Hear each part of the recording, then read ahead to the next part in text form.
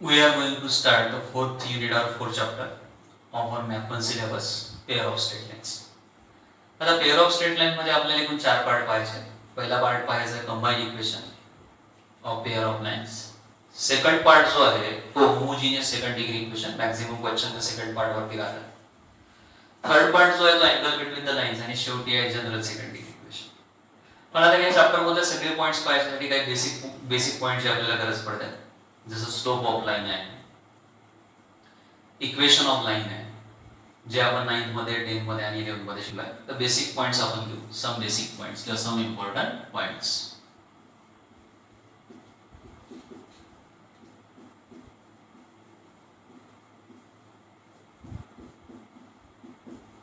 आता या important point मधला सगळ्यात पहिला पार्ट सोपा पार्ट आहे, inclination of line.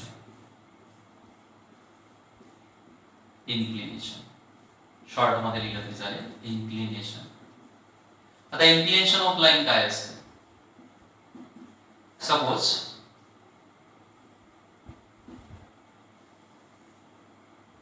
Inclination of line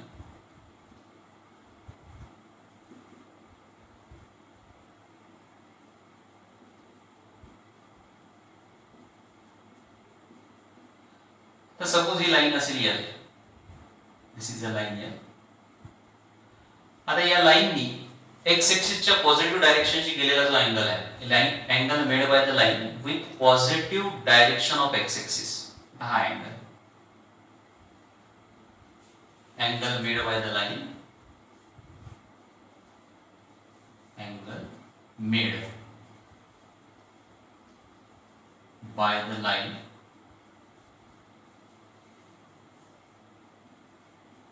with positive direction of x-axis. x-axis ची पॉझिटिव्ह डायरेक्शन, पॉझिटिव्ह डायरेक्शनची गेलेला जो अँगल असतो that is called as inclination. आता इथे जर ऑब्झर्व केलं तर x-axis चं आपण इन्क्लिनेशन घेतलं तर x-axis चं इन्क्लिनेशन जे आहे ते 0 राहील.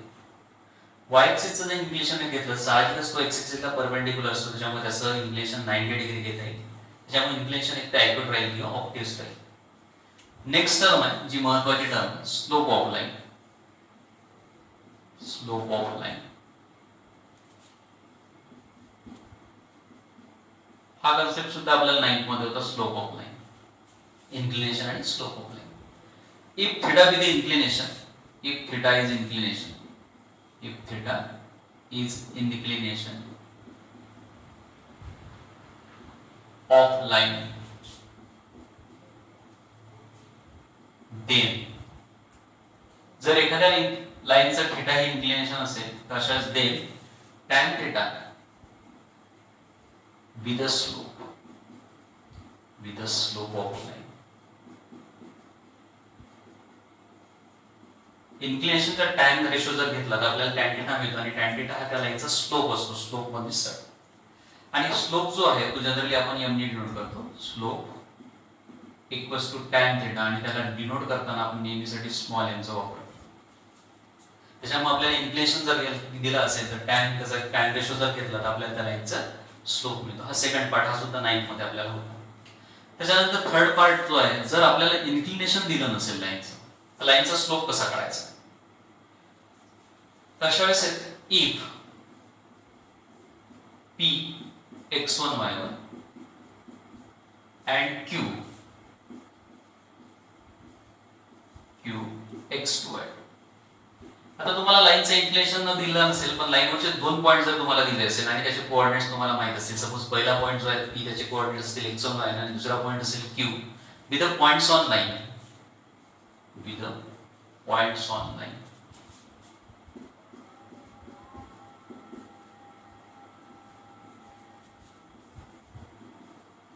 then slope is equal to y1 minus y2 upon x1 minus x2, or याला याही पद्धतीने y2 minus y1 upon x2 minus x1. या दोन पैकी कुठल्याही फॉर्म्युल्याचा तुम्हाला वापर करता येईल. जर इन्क्लिनेशन दिलं असेल तर त्याचा स्लोप देताना त्याचा टॅन रेशो घ्यायचा त्या इन्क्लिनेशनचा, तुम्हाला लाईनचा स्लोप मिळतो. आणि जर एखाद्या लाईनचं इन्क्लिनेशन तुम्हाला माहित नसेल पण त्या लाईनवरचे दोन पॉईंट्सचे कोऑर्डिनेट जर तुम्हाला माहित असतील तर तुम्हाला या फॉर्म्युल्याने त्या लाईनचा स्लोप काढता येतो. हे तिन्ही पॉईंट्स थोडेफार लक्षात ठेवायचे. नेक्स्ट पॉइंट आहे equation of line. Some important equation of lines. Equations of line. तुम्हाला लाईनचे वेगवेगळे इक्वेशन माहित आहे, त्याच्यातले 3-4 इक्वेशन जे आपल्या कामाचे तेवढे इक्वेशन आपण घेऊ.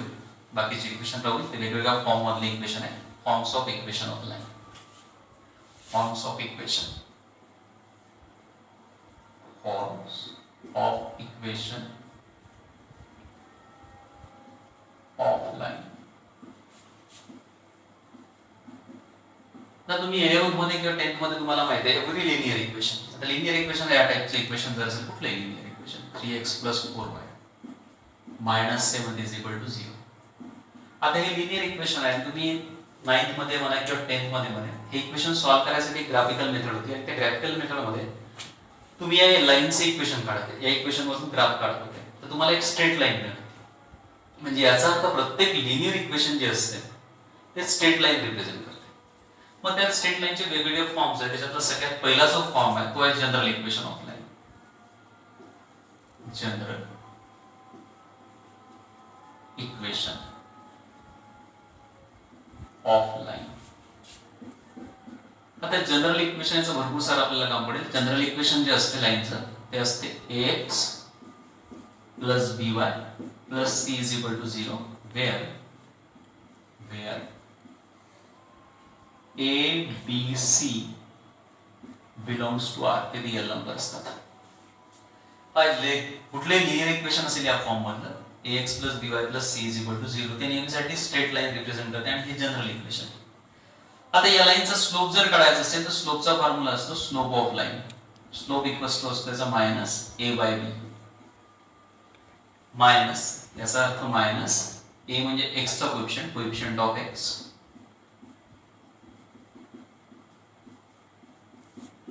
अपॉन b जो आहे तो y चा कोएफिशिएंट आहे त्यामुळे coefficient of y.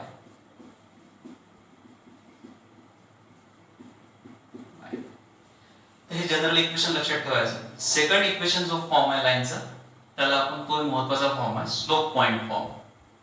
Slope point form. आता या फॉर्म मध्ये स्लोप पॉइंट फॉर्म. आता या फॉर्म मध्ये तुम्हाला लाईनचा स्लोप माहित असतो. काय काय दिलं असते पहा लक्षात. या स्लोप पॉइंट फॉर्म मध्ये जर तुम्हाला लाईनचे इक्वेशन लिहायचे पॉइंट स्लोप पॉइंट फॉर्म या फॉर्म मध्ये तुम्हाला लाईनचा स्लोप दिलेला असतो. सपोज लाईनचा स्लोप असेल m आणि लाईनवरचा एक पॉइंट तुम्हाला दिला असतो px1 y1. Suppose px1 y1 be the point on line. Be the point on line. हे जे इक्वेशन सगळ्यात महत्त्वाचं इक्वेशन या फॉर्म मध्ये तुम्हाला भरपूर लाईनचं इक्वेशन लिहायचं आहे. तर जर तुम्हाला लाईनचा स्लोप माहित असेल आणि लाईनवरचा एक पॉइंट जर माहित असेल तर तुम्ही या फॉर्मचा एक वापर करू शकता. या फॉर्म मध्ये लाईनचे इक्वेशन असते इक्वेशन ऑफ लाईन.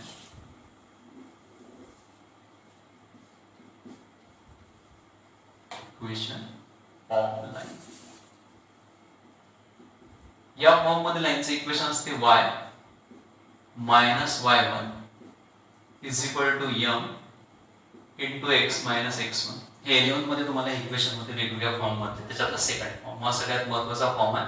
त्याच्यामध्ये लाईनचा स्लोप आणि लाईनवरचा पॉइंट जर दिला असेल तर या फॉर्म मध्ये आपल्याला लाईनचे इक्वेशन लिहिता येते. थर्ड जो फॉर्म आहे लाईनचा त्याला आपण स्लोप इंटरसेप्ट फॉर्म म्हणतो. Slope intercept form.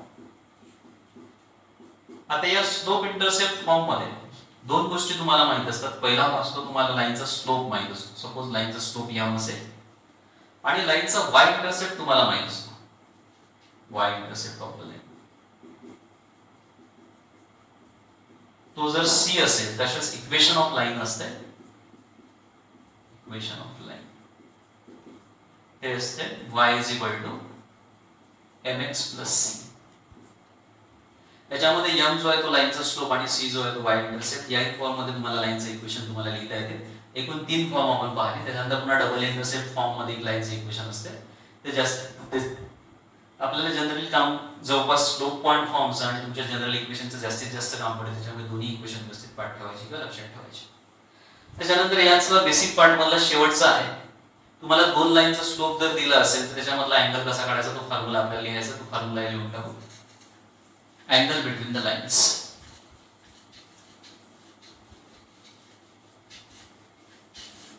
हे सगळे बेसिक पॉइंट आहे जे तुम्ही 11th मध्ये 9th मध्ये किंवा 10th मध्ये पाहिले. आणि शेवटचा पॉइंट जो बेसिक पार्ट मध्ये तुमचा अँगल बिटवीन द लाईन्स हा सुद्धा थेरम मध्ये आपल्या कामी पडेल. अँगल बिटवीन जो महत्त्वाचा थेरम आहे आपला अँगल बिटवीन लाईन्स. आता दोन लाईनचा स्लोप जर माहित असेल त्याच्यामधला अँगल कसा काढायचा त्याचा फॉर्म्युला काय तो फॉर्म्युला आपण लिहितोय. सपोज तुमच्याजवळ दोन लाईन्स असतील. ही पहिली लाईन असेल आणि ही सेकंड लाईन असेल. सपोज ही पहिली लाईन असेल L1 आणि सेकंड लाईन असेल आपली L2. दोन्ही इंटरसेक्टिंग लाईन असेल आणि सपोज त्या दोन लाईन मधला हा एकूण अँगल थीटा असेल. हा थीटा कसा कॅल्क्युलेट करायचा याच्यासाठी फॉर्म्युला काय.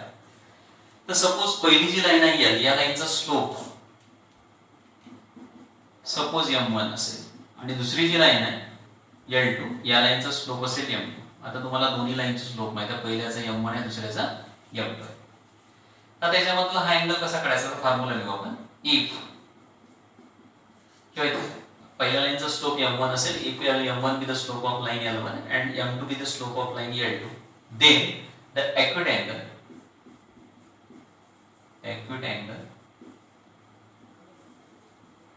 between them is given by. हा फॉर्म्युला लक्षात ठेवायचा. given by हा फॉर्म्युला तुम्हाला 11th मध्ये होता. tan theta equals to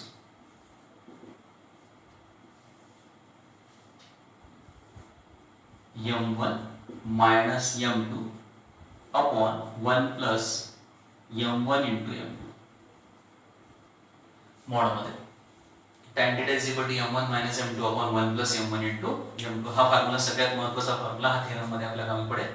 दोन लाईन मधला ॲक्युट अँगल कसा काढायचा. दोन लाईन इंटरसेक्टिंग लाईन असेल. पहिल्या लाईनचा स्लोप दुसऱ्या लाईनचा स्लोप तुम्हाला दिला असेल. तुम्हाला त्याचा ह्या फॉर्म्युल्याने तुम्हाला दोन लाईन मधला ॲक्युट अँगल काढता येईल. आता तुम्हाला हे माहित आहे इफ लाईन्स आर पॅरलल. शेवटचे दोन points. If lines are parallel किंवा lines are parallel if and only if lines are parallel if and only if and only if.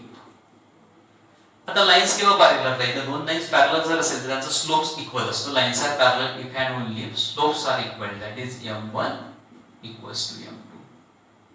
त्यांचे स्लोप्स कसे असतात. Slopes are equal.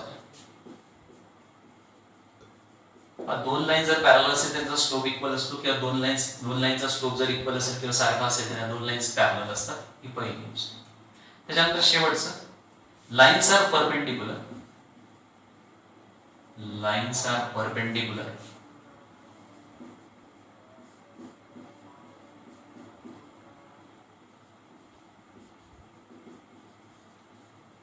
Lines are perpendicular if and only if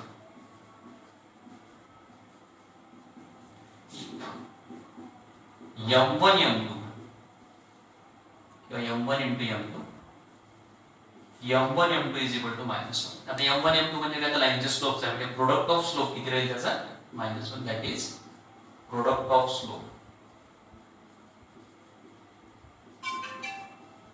equals to -1. बस हे basic point आहे लक्षात ठेवायचे आपल्याला. हा सगळ्यात महत्त्वाचा फॉर्म्युला जो थेरम मध्ये आपण वापरणार आहोत. ॲक्युट अँगल काढायचा.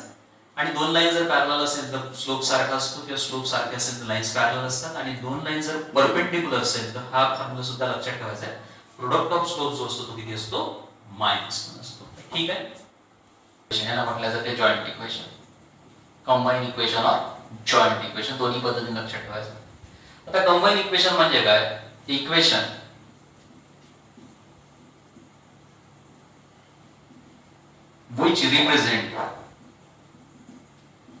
which represent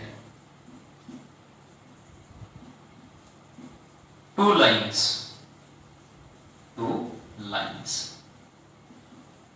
is called a combined equation. Combined equation or joint equation. is called combined equation of lines. Combined equation of those lines किंवा combined equation of lines.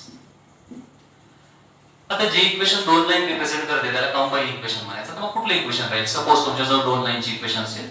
If पहिलं equation असेल लाईनचं u is equal to 0 suppose, ते linear equation आहे त्या form मध्ये सुद्धा आपण लिहू. अँड सेकंड इक्वेशन जर तुमच्याजवळ असेल v इज इक्वल टू 0, तर यांचं कंबाईन इक्वेशन असते. Then combine equation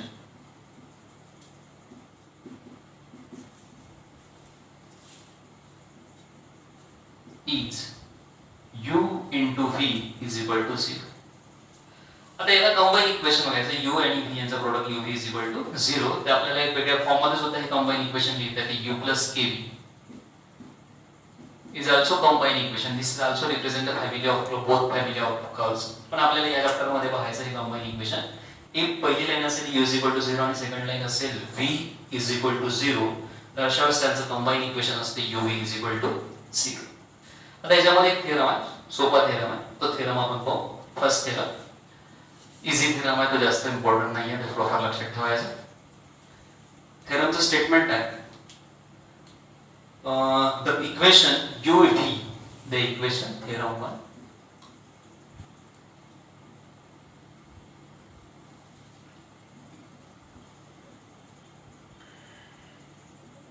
the equation u into v is equal to 0 represent the combined equation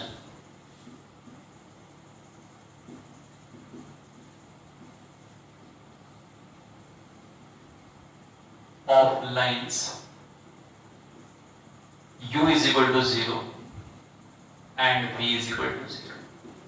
बस आपल्याला प्रूव्ह करायचं हे जे इक्वेशन आहे हे दोन लाईनचं कंबाईन इक्वेशन असते. त्याला प्रूव्ह करणं खूप सोपं आहे. शॉर्ट मध्ये त्याचा प्रूव्ह करू आपण. Prove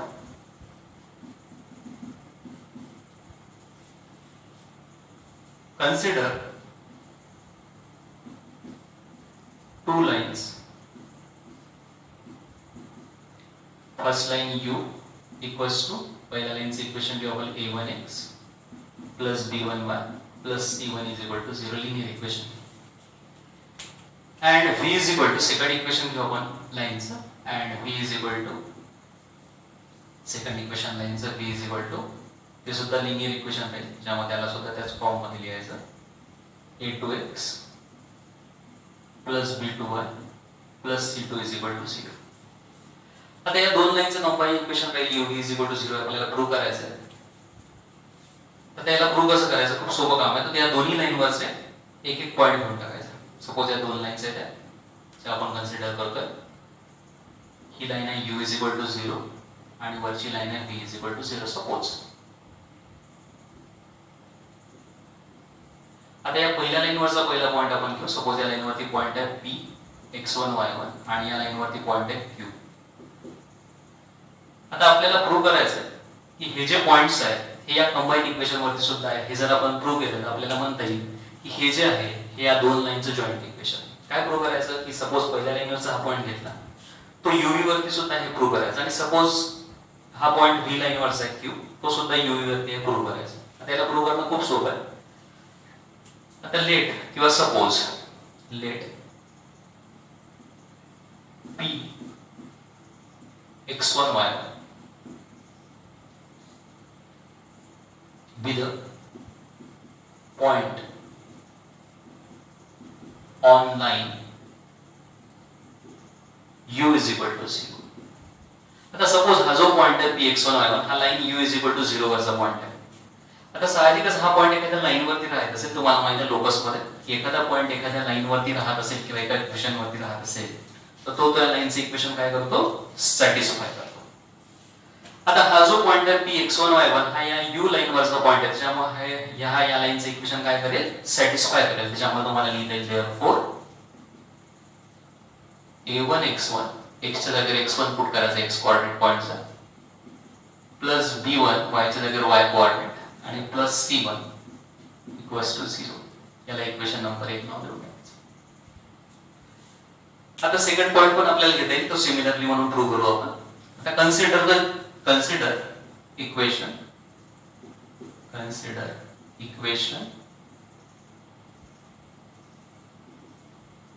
uv is equal to 0. Therefore आता u चे u एक लाइन आहे पहिली वाली, त्यामुळे a1x plus b1y plus c1 आणि इनटू v जी आहे ती सेकंड लाइन आहे a2x plus b2y plus c2 equals to 0. आता या इक्वेशनला इक्वेशन नंबर 2 नाव द्या. आता फॉर पॉइंट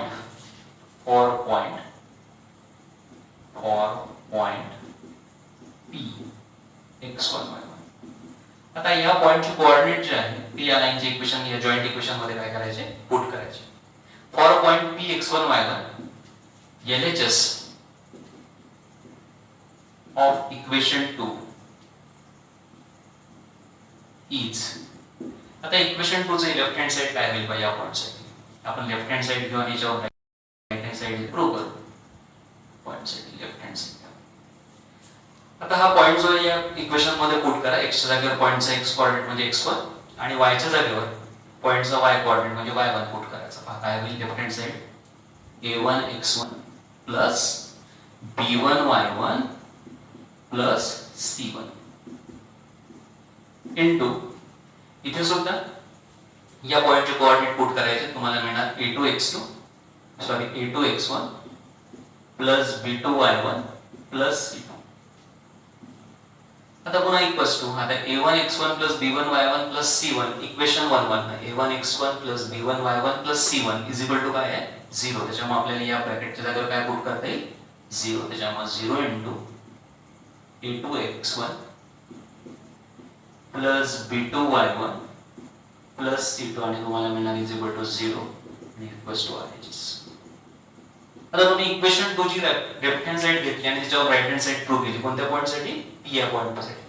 याचा अर्थ हा जो पॉइंट आहे हा या uv इज इक्वल टू 0 या कंबाईन इक्वेशन वरती सुद्धा आहे. त्याच्यामुळे आपल्याला लिहिता येईल देयरफॉर p पॉइंट तो लाइन u वरचा पॉइंट होता आणि तो आता कशावरती आहे या कंबाईन इक्वेशन वरती आहे uv इज इक्वल टू 0 वर. त्याच्यामुळे आपल्याला लिहिता येईल therefore every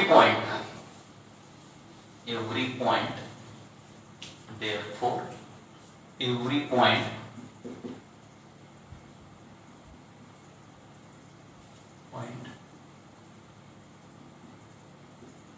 on line u is equal to 0 lies on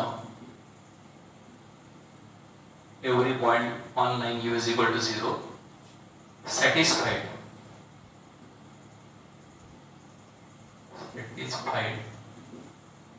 equation uv is equal to 0. Therefore every point on line u is equal to 0 lies on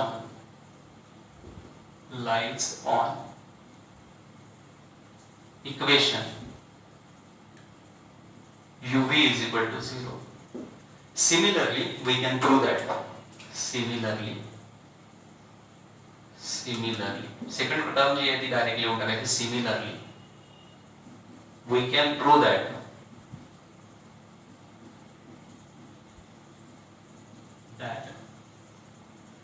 every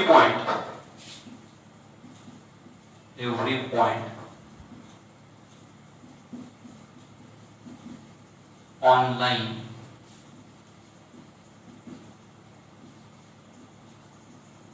v equals to 0 satisfied equation uv is equal to 0. Satisfied equation uv is equal to 0. त्याच्यामुळे पहिल्या line वरचा point तो सुद्धा हे locus equation जे uv is equal to 0 त्याला satisfy करतो आणि दुसऱ्या लाईन वरचा पॉइंट सुद्धा त्याला काय करतो सॅटिस्फाय करतो. त्याच्यामुळे आपल्याला लिहिता येईल therefore the equation uv is equal to 0 represent a pair of lines represent a pair of. Therefore, equation UV is equal to 0 be the combined equation of